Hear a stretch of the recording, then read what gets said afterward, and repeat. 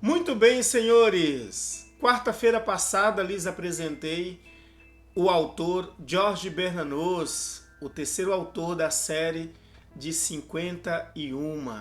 Oxalá, achei que eu não chegaria até aqui. Pois bem, foi-lhes apresentado quarta-feira passada o Jorge Bernanos, esse magnífico autor francês, e também o primeiro capítulo do livro, bem curtíssimo, contendo apenas 30 páginas introdutórias. Hoje eu darei continuidade na segunda parte, que é praticamente o livro todo.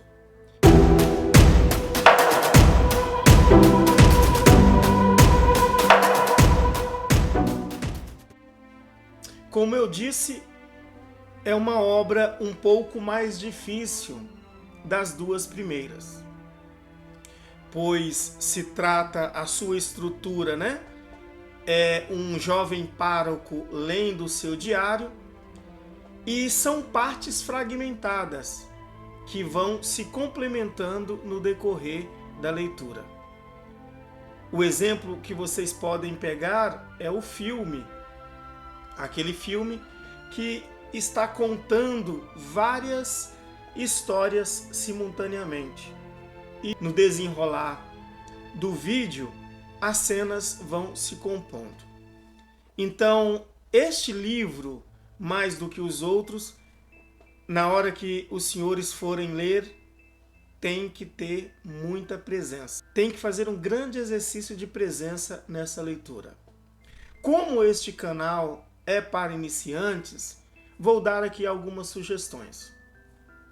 Da importância, por exemplo, de fazer uma lista de personagens. Pegar um papel, escrever ali as personagens para vocês identificarem quais são esses personagens, quais são os seus papéis no enredo da história. Este livro em especial, ele é um grande exercício para a memória e a inteligência. Uma vez que são histórias intercortadas, precisamos memorizar o desfecho que ele está conversando para lembrarmos na continuidade do texto seguinte, certo? Garanto aos senhores que quem ter presença vai sair com uma experiência muito gostosa deste livro. Até a metade do segundo capítulo, alguns moradores da aldeia nos são apresentados. O título do livro é Diário de um Pároco de Aldeia. Lembrando que aldeia aqui não tem nada a ver com aquele sentido do brasileiro, uma referência a uma comunidade indígena. Não. É uma pequena vila, um pequeno distrito de uma cidade maior na França. E aqui, alguns moradores, eu acho importante já destacá-los aqui. Nós temos o conde e a condessa, que financiam a paróquia e ambos estão com os vínculos fragilizados. Nós temos a Luísa, que é a preceptora do castelo, né? A funcionária do conde e da condessa, que é a única que frequenta a missa e que aparentemente está sob suspeita de viver numa relação de adultério. Nós temos Serafita, uma aluna de catequese, que ela vive provocando, fazendo coquete para o padre e ao mesmo tempo zombando dela.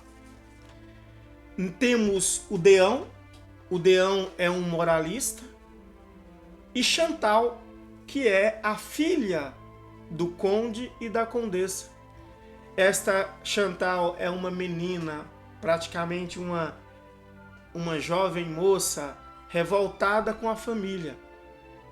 Temos a empregada da paróquia, que ela deveria ser subordinada ao jovem pároco, só que ela não o respeita e até fofoca dele para a comunidade. E muitos outros moradores também nos serão apresentados no decorrer da história.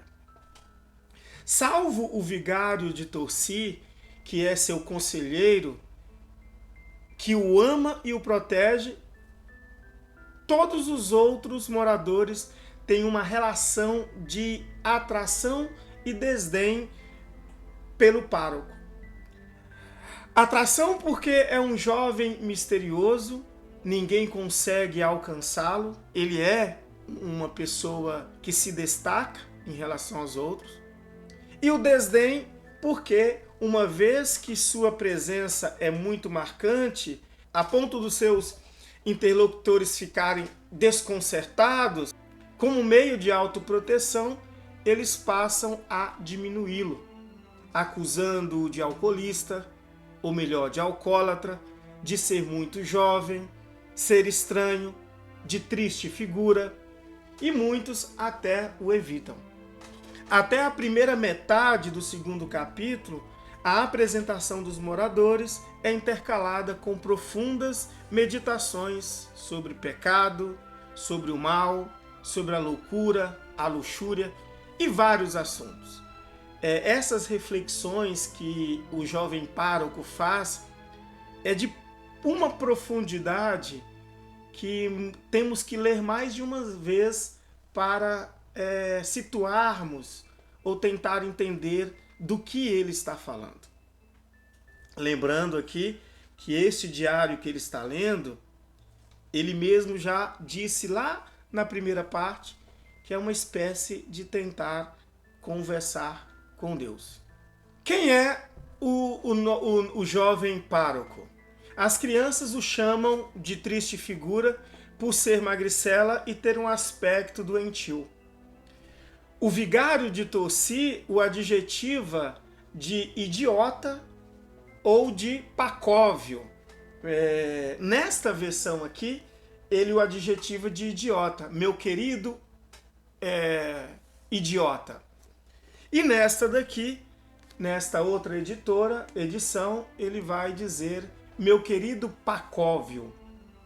Pacóvio é um adjetivo que significa ingênuo, tolo, simplório. Então esta é a figura do nosso jovem pároco. Só abrindo um parêntese, o adjetivo de triste figura e o adjetivo de idiota ou pacóvio, eu acredito fazer referência indireta ou mesmo direta a duas obras de grande monta, que é o próprio Dom Quixote, o Cavaleiro da Triste Figura de Miguel de Cervantes e o Idiota de Dostoiévski. Por que eu acredito que seja uma referência direta a essas duas figuras? Dom Quixote foi aquela personagem que está numa era de uma decadência do cristianismo e é uma personagem que, por muita leitura de cavalaria, ele quer sair endireitando os tortos e fazendo justiças aos injustiçados e por aí vai. Então é um homem que está aparentemente louco, mas onde ele chega, a realidade se transforma. E temos o idiota, que o Príncipe é uma obra de Dostoiévski, em que o príncipe, o personagem principal, ele vive numa sociedade de decadência moral e todo mundo o ridiculariza. E ele prefere ser visto como idiota e ser ridicularizado do que deixar de ser bom. Essas duas personagens, ela tem algo em comum com o nosso jovem pároco, pois a sua ambição quixotesca, digamos assim, é cuidar das almas.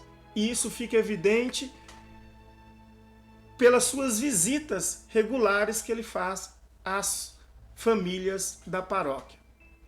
Então, esta ambição quixotesca de salvar as almas é um propósito sério e comprometido que o nosso jovem pároco tem nesta obra. E verdadeiramente ele está doente. Esse é o motivo do seu aspecto doente e magricela. Ele padece de dores no estômago que o impede de alimentar de outra coisa, senão de pão e vinho. Ele toma um vinho açucarado e espera o pão secar e ficar duro para poder mastigá-lo.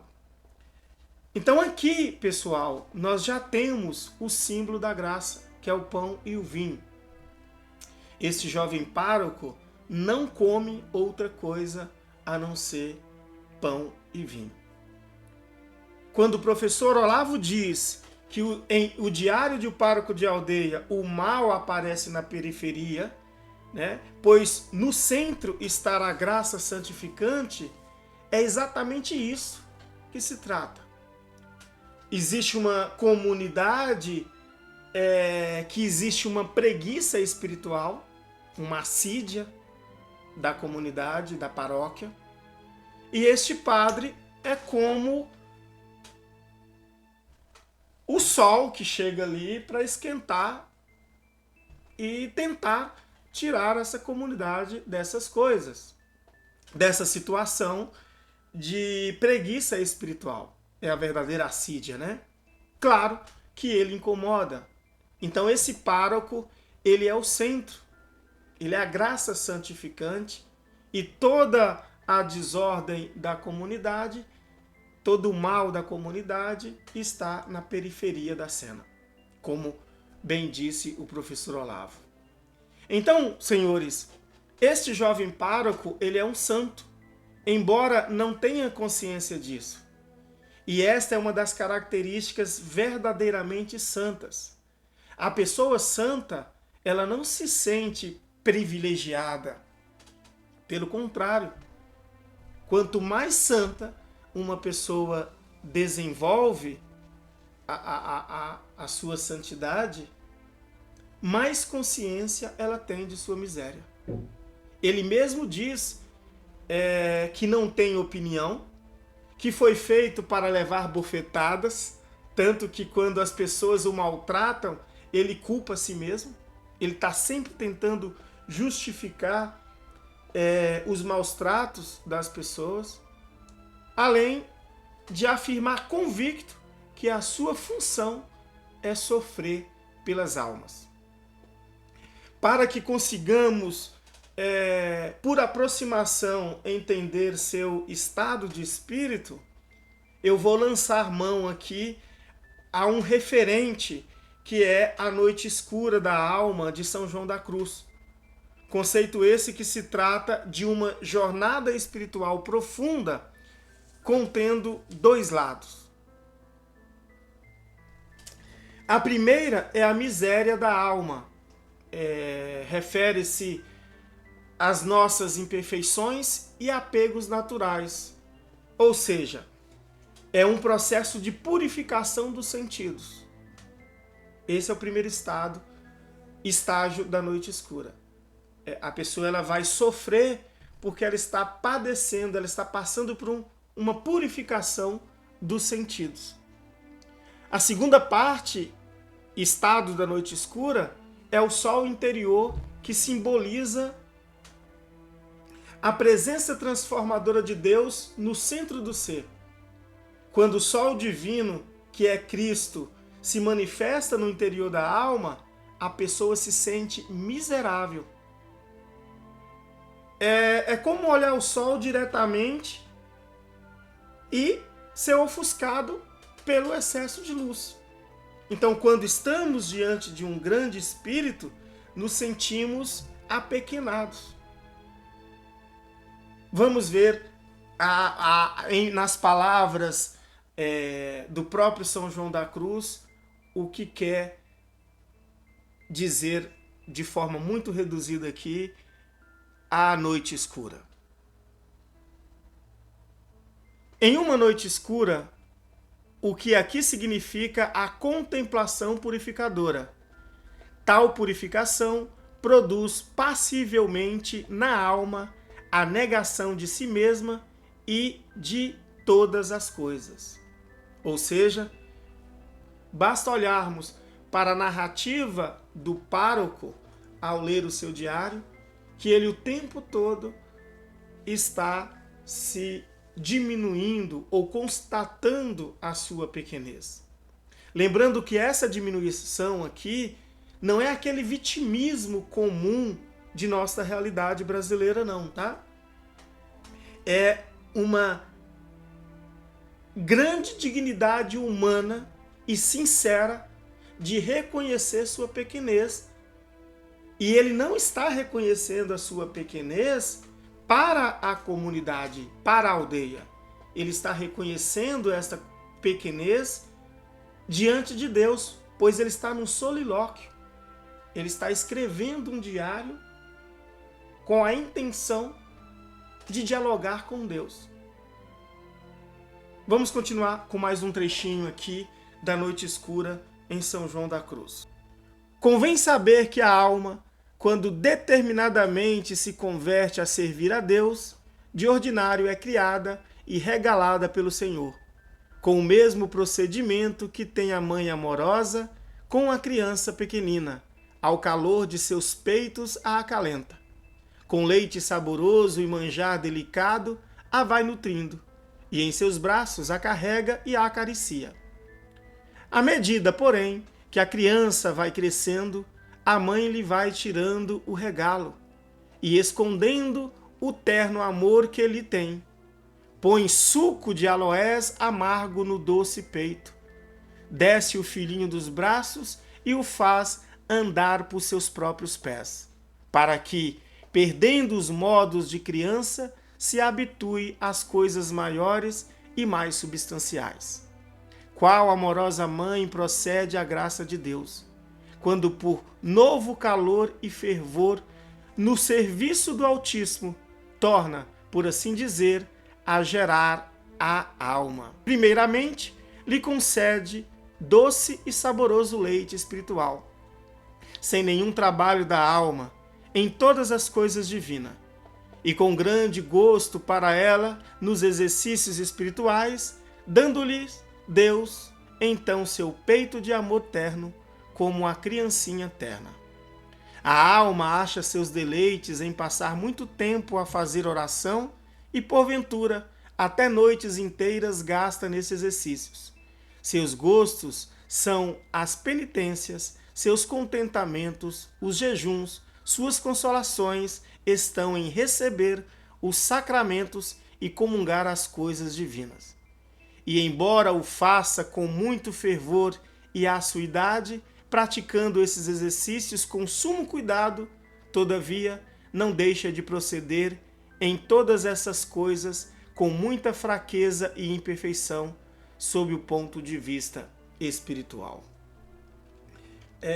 Pois bem, esse sol interior, que é o Cristo, como essa própria nota diz, primeiro, isso acontece muito com os recém-convertidos, né? Começa a ter o regalo, os prazeres, algumas graças ali saborosíssimas no início da conversão. E à medida que a pessoa vai subindo na via espiritual,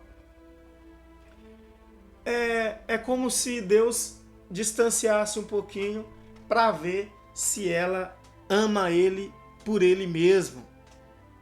E a alma, ela vai sentir uma certa solidão. Então, essa noite escura, pessoal, não é qualquer um que adquire não, tá? É só pessoas bem progredidas na vida espiritual. Não é qualquer um.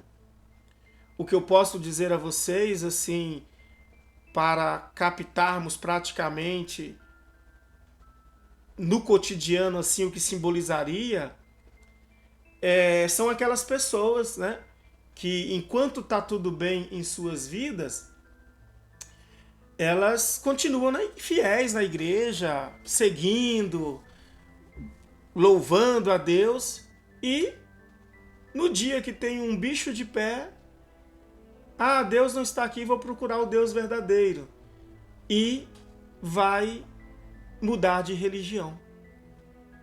Então, De uma forma análoga, o fato daquela pessoa estar passando por uma dificuldade na vida não quer dizer que Deus a abandonou. Pelo contrário, muitas vezes pode ser uma oportunidade dela crescer na fé. Na realidade, não, é uma oportunidade. Só que a alma enganada, querendo viver de prazer e achando que a vida espiritual é como um beijo na nuca, né, para proporcionar arrepios, é claro que não vai funcionar. É claro que essa pessoa vai estar sempre mudando de religião e a cada mudança que ela faz é uma regressão na vida espiritual. E o que isso tem a ver com um padre? Este padre, ele está vivendo a noite escura. Trago este referente para nos aproximar desta realidade interior deste padre. Já disse, ele é um santo, e é um santo que incomoda. E então ele está totalmente vivendo essa solidão, tanto que ele fala assim: hoje eu fui rezar, chamei e Deus não veio. Então ele tem uma secura espiritual, só que essa secura espiritual é a verdadeira graça. É hora dele provar se ele ama Deus por ele mesmo e não pelos gozos que ele está vivendo. E ele persevera até o fim buscando a Deus. E é esta atitude que coloca toda a comunidade incomodada. Ele é um homem reto, é um homem superior. Só que a comunidade inteira, aqui a aldeia, né, vai ridicularizá-lo. Então, a constatação que me faz acreditar que ele passa pela noite escura é pelo fato dele estar também desapegado do mundo. Daí a sua aparente tristeza. Ele aparenta estar triste, mas ele está triste com aquela realidade do mundo, com aquela aldeia possuída pelo tédio, as pessoas vivendo uma vida medíocre, de fofoquinha, de automatismo, e ninguém tentando melhorar ou buscar uma intimidade com Deus. E então, esta é a condição que eu procuro aqui fazer com que vocês se atenham a essa realidade espiritual do nosso jovem pároco. Esse é o motivo de, a despeito da sua superioridade espiritual, ele ser incompreendido por todos. Embora ele compreende a todos. Ele compreende todo mundo. E este é o principal motivo dele ser um incômodo. Pois na sua presença somos impelidos a confessar nossos pecados. Por isso, a maioria dos moradores fogem. Uma vez que não estamos dispostos a mudar de vida, a presença de um santo passa a ser insuportável, pessoal. Eu nunca vi um santo, não, mas nós já vimos lá com o Green, né, como ele evitou o Padre Pio. Agora, passando para a segunda metade do segundo capítulo, tem duas cenas fundamentais que para mim é assim, o ponto mais alto da obra. A primeira cena é com a Chantal, que está revoltada com a mãe distante, com a condessa distante, e com o seu pai, que está tendo um adultério com uma das empregadas. Suspeita-se, no livro não fica claro, que é a Luísa. E a presença do pároco, em diálogo com o pároco, só a sua presença obriga a Chantal a lhe entregar uma carta de suicídio, que era o seu segredo. E o padre, a sua presença pura e simples, provoca essa consciência de alma. É claro que isso causa um profundo incômodo nas pessoas que estão vivendo uma vida alienada de si mesmas. Não querem olhar para si com intimidade. E a segunda cena, a meu ver, é a mais pedagógica. Nós temos a condessa, que está vivendo um luto pela morte do filho de 8 meses. Há 11 anos ela está num luto. E no diálogo com o padre está falando que ela está resignada a não amar a mais ninguém. E este é o motivo da Chantal, sua filha, estar muito revoltada com ela. Porque desde que o filho dela morreu, com 8 meses de idade, ela se fechou para o mundo e para as relações com os vivos. E no diálogo com o pároco, ele vai falar que esta resignação em negar a amar é um movimento do orgulho, pois deixar de amar as pessoas à sua volta por apego à dor é romper com relações com Deus. E este apego ao sofrimento é um pecado contra a esperança. Olha, esta cena é maravilhosa, né? Prestem atenção. Quando Cristo está com a sua cruz, ele carrega a nossa cruz em suas costas.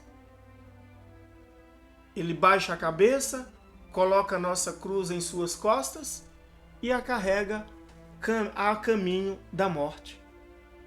O que a condessa faz? O símbolo de orgulho da condessa é um medalhão.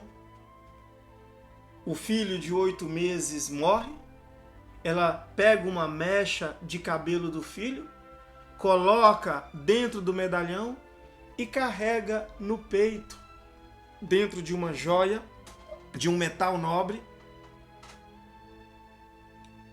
o seu orgulho, que é, segundo o nosso pároco, e eu concordo com ele, que o apego ao sofrimento é um pecado contra a esperança, pois advém do orgulho. E o padre, pressentindo que a condessa está morrendo ou vai morrer, ele tem esse presságio, ele adverte, tá? Para ela se resignar-se e conciliar-se com Deus. Inclusive, ele fala assim, que a morte é um transe que não é para os orgulhosos.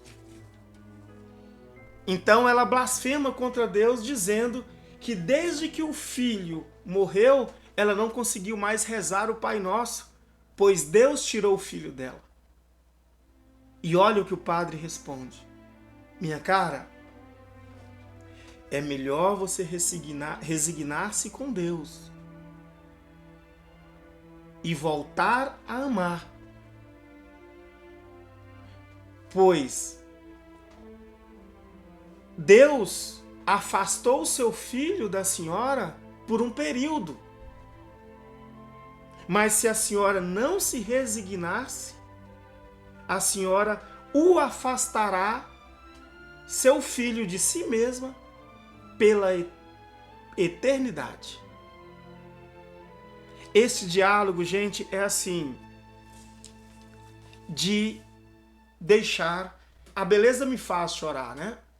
Então, esse é um diálogo em que toda vez que eu toco nele, já li esse livro mais de uma vez, eu fico bem comovido. Vale a pena. Já na parte final desse segundo capítulo, eu não vou me ater à cena que é do motociclista, o soldado motociclista Oliver, dando uma carona para o nosso pároco. Não vou me ater porque aqui é um diálogo em que Oliver está conversando com o pároco sobre a igreja, Estado, a política.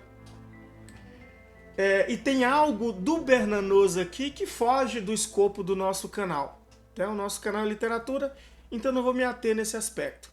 O que vocês precisam saber dessa parte que também vale a pena ler, embora eu não vá comentar, é que o Bernanos, como foi um soldado de trincheira, se exilou no Brasil com vergonha de seu país, que começou a fazer um pacto lá com a Alemanha e entrou numa guerra civil desnecessária, do ponto de vista do Bernanos. Nós temos ali algo dele, tanto no Oliver, quanto tem algo do próprio Bernanos também no nosso jovem pároco. E o que é que está do Bernanos no pároco? É que o Bernanos tinha uma volúpia moderna pelo motociclismo.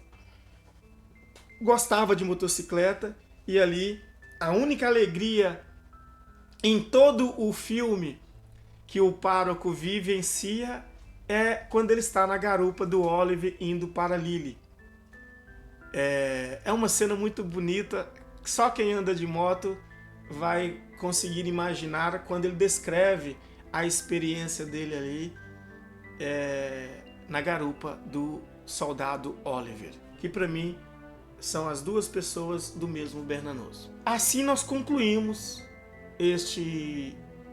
esta maior parte, que é o segundo capítulo, em que o pároco, ele está indo para Lille, uma cidade, consultar o médico, o motivo da sua dor de estômago, e também visitar um amigo que fora padre, abandonou a batina e agora está vivendo como concubina em Lille.